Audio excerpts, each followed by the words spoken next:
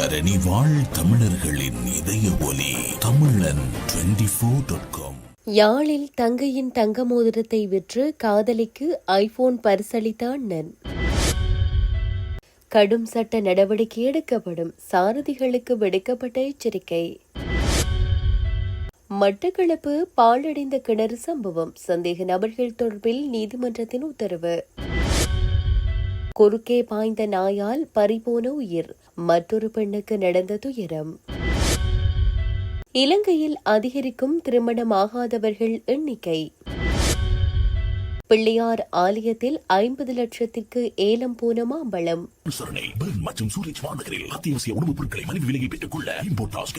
தொடர்பென விரிவான செய்திகள்.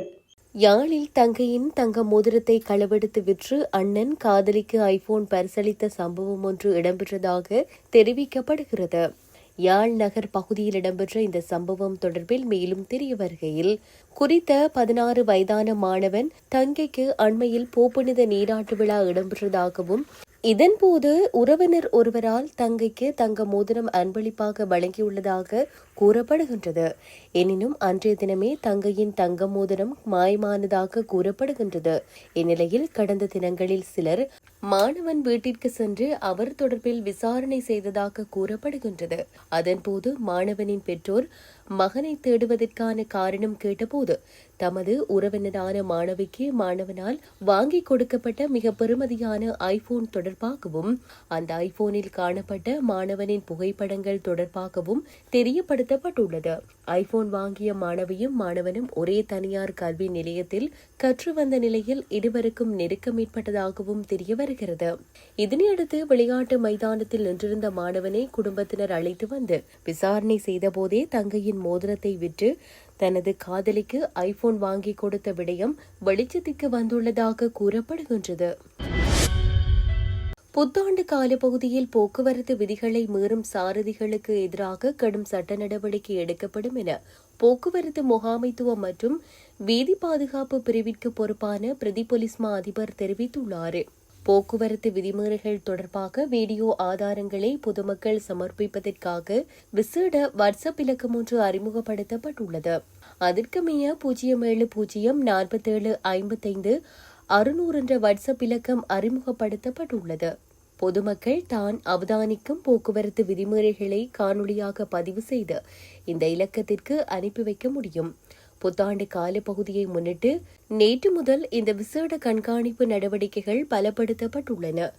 வீதி விபத்துக்களை குறைப்பதற்கும் பாதுகாப்பான பயணத்தை உறுதிப்படுத்துவதற்குமான ஒத்துழைப்பை வழங்குமாறும் பொதுமக்களிடம் கோரப்பட்டுள்ளது. சாரதிகள் மதுபோதையில் வாகனம் செலுத்துதல், அதிக வேகம் மற்றும் அபாயகரமான முறையில் முந்தி செல்லுதல் போன்ற செயல்களில் ஈடுபடுவதை தவிர்க்குமாறு போக்குவரத்து முகாமைத்துவம் மற்றும் வீதி பாதுகாப்பு பிரிவிற்கு பொறுப்பான பிரதி போலீஸ் மா அதிபர் தெரிவித்துள்ளார். மட்டக்களப்பில் பரபரப்பை ஏற்படுத்திய கொக்கட்டிச்சோலை நெல்லிக்காடு பகுதியில் பாழடைந்த கிணறு விவகாரத்தில் கைது செய்யப்பட்ட சந்தேக நபர்களை எதிர்வரும் 15ஆம் தேதி வரை விளக்கமறியலில் வைக்குமாறு நீதிமன்றம் உத்தரவிட்டுள்ளது. குறித்த கிணற்றிலிருந்து பெண்ணொருவர் உயிரிடம் மீட்கப்பட்டமை, மற்றொரு பெண்ணின் சடலம் கண்டெடுக்கப்பட்டமை முழு நாட்டையுமே உலுக்கியிருந்தது. இவ்வழக்கு தொடர்பான விசாரணை வெள்ளிக்கிழமை மட்டக்களப்பு நீதவான் நீதிமன்றத்தில் நடாத்தப்பட்டது. நீதவான் முன்னிலையில் இந்த வழக்கு விசாரிக்கப்பட்ட போது கடத்தல், கொள்ளை மற்றும் கொலை சம்பவங்களுடன் தொடர்புடைய 4 சந்தேக நபர்களையும் 2 நகைக்கடை உரிமையாளர்களையும் இம்மாதம் 15ஆம் தேதி வரை விளக்கமறியலில் வைக்குமாறு நீதிபதி உத்தரவிட்டார்.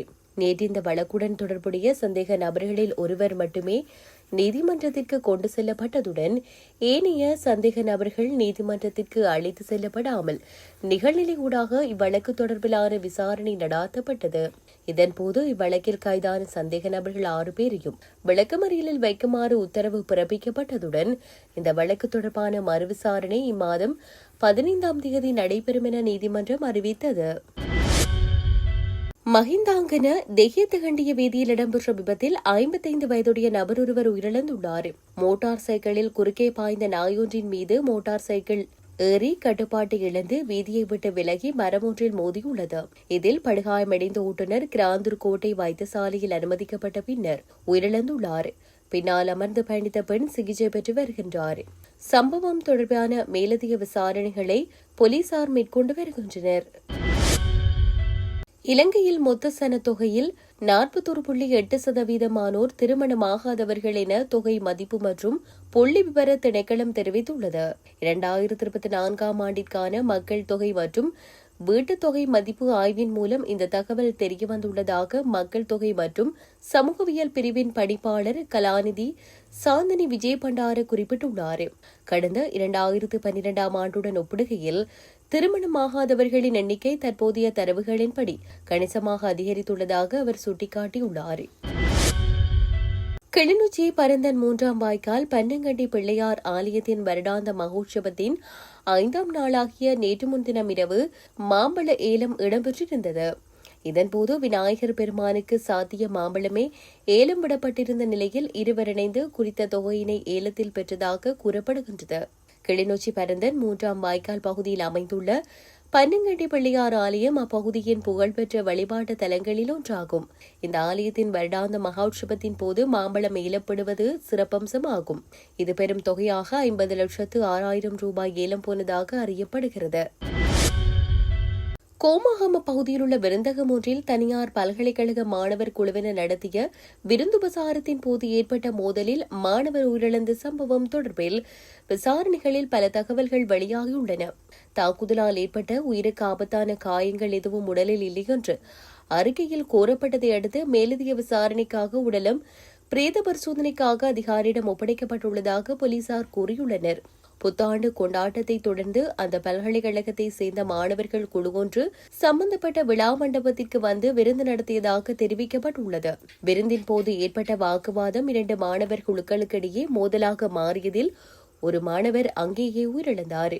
மோதலின் போது நடந்த தாக்குதலே மரணத்திற்கு காரணம் என ஆரம்பகட்ட விசாரணைகள் தெரிவித்த போதிலும் அந்த மரணம் தாக்குதலால் தான் ஏற்பட்டதென்பதை மேலதிக விசாரணைகள் திட்டவட்டமாக உறுதிப்படுத்தவில்லை என காவல்துறை தெரிவித்துள்ளது.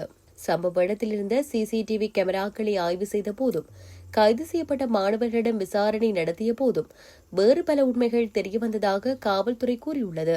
அதன்படி விருந்தின் போது அந்த இடத்திலிருந்த பல மாணவிகள் கழிவறைக்கு சென்றிருந்தனர். அவர்களை தொடர்ந்து மற்றொரு மாணவியும் சென்றிருந்ததாக தெரிவிக்கப்படுகிறது. குறித்த மாணவிகள் வந்து சேர தாமதமானதால் வேறு பல மாணவர்கள் சம்பவ இடத்திற்கு சென்றிருந்தனர். அப்போதுதான் மோதல் வெடித்ததாக காவல்துறை தெரிவித்துள்ளது. சம்பவ இடத்தில் உள்ள நீச்சல் குளத்திற்கு அருகே உயிரிழந்த மாணவர் கீழே விழுவது சிசிடிவி காட்சிகளில் பதிவாகியுள்ளதாக காவல்துறை தெரிவித்துள்ளது. உயிரிழந்தவர் ஹெரிப்பட்டிய நிக்கடுபோலோவத்தையை சேர்ந்த ஜசித் சத்துக என்ற 19 வயது மாணவர் ஆவார். இதற்கிடையில் மோதலில் காயமடைந்த மற்றொரு மாணவர் தற்போது மருத்துவமனையில் சிகிச்சை பெற்று வருகிறார். இந்நிலையில் மாணவனின் மரணம் பெரும் துயரத்தை ஏற்படுத்தியுள்ளது. சென்னையில் விபரீத முடிவால் உயிரிழந்த பிரபல சின்னத்திரை நடிகை சாஸ்வி பாலா எனும் சுபாசினி பாலசுப்ரமணியத்தின் இறுதி சடங்குகள் இன்றைய தினம் இலங்கையில் நடைபெறவுள்ளது. நடிகை சுபாசினி பாலசுப்ரமணியத்தின் இறுதி சடங்குகள் வெலிசர பொது மயானத்தில் நடைபெறவுள்ளதாக தெரிவிக்கப்பட்டுள்ளது. நடிகை சுபாசினி பாலசுப்ரமணியத்தின் பூதவுடல் ஜா இல்லவில் அமைந்துள்ள அவரது குடும்ப இல்லத்தில் இறுதியஞ்சலிக்காக வைக்கப்பட்டுள்ளது. கணவருடன் ஏற்பட்ட தகராறு காரணமாக சென்னையில் நடிகை சாஸ்வி பாலா விபரீத முடிவால் உயிரிழந்தமை குறிப்பிடத்தக்கது.